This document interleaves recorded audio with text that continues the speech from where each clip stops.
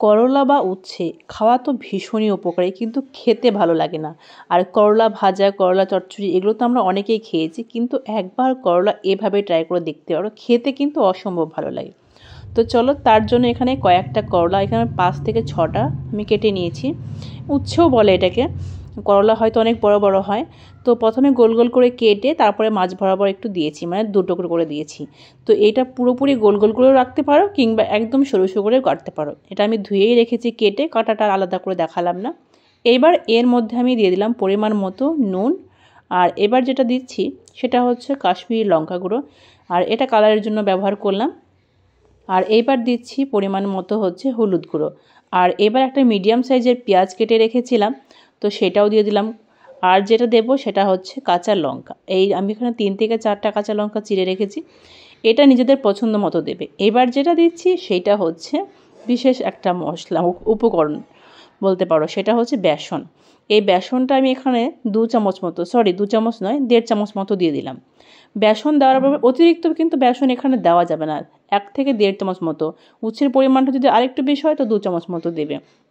দিয়ে বেশ ভালোভাবে মেখে নিতে হবে, এমনভাবে মাখতে হবে দেখবে একদম পুরো মানে পেঁয়াজ টেয়াজ সব কিছু নরম হয়ে গেছে। ঠিক এই পর্যায়ে এটা টাইম নিয়ে মাখতে হবে, ঠিক এরকমটা হবে। এবার এটা কিছুক্ষণ মতো 5 মিনিট মতো ঢেকে রেখে দেবো, রেস্টে রেখে দেবো। আর এদিকে কড়াই দিয়ে দিচ্ছি পরিমাণ মতো সর্ষের তেল।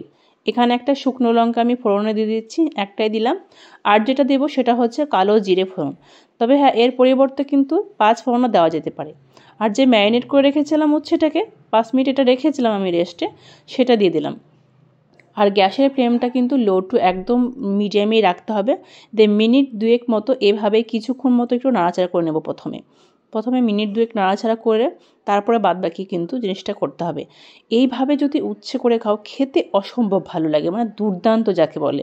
বোঝাই যাবে না যে এটা করলা মানে উচ্ছে খাচ্ছ না অন্য কিছু। যাই হোক, মিনিট 2 নাড়াচাড়া করে নেওয়ার পরে এবার আমি ঢেকে দিলাম একদম পুরো লো ফ্লেমে। এটাকে কিছুক্ষণ মানে 2 থেকে 3 মিনিট মতো রাখবো। 2 থেকে 3 মিনিট রাখার পরে পুরো উচ্ছেটা দেখবে একদম নরম হয়ে গেছে, খুব সুন্দরভাবে মানে একদম ভাজা হয়ে গেছে। আর উচ্ছে থেকে এরকমভাবে তেল ছাড়তে শুরু করে দিয়েছে। ঠিক সেই সময় আরও কিছুক্ষণ নাড়াচাড়া করে নিলেই কিন্তু রেডি দুর্দান্ত এই উচ্ছের রেসিপি।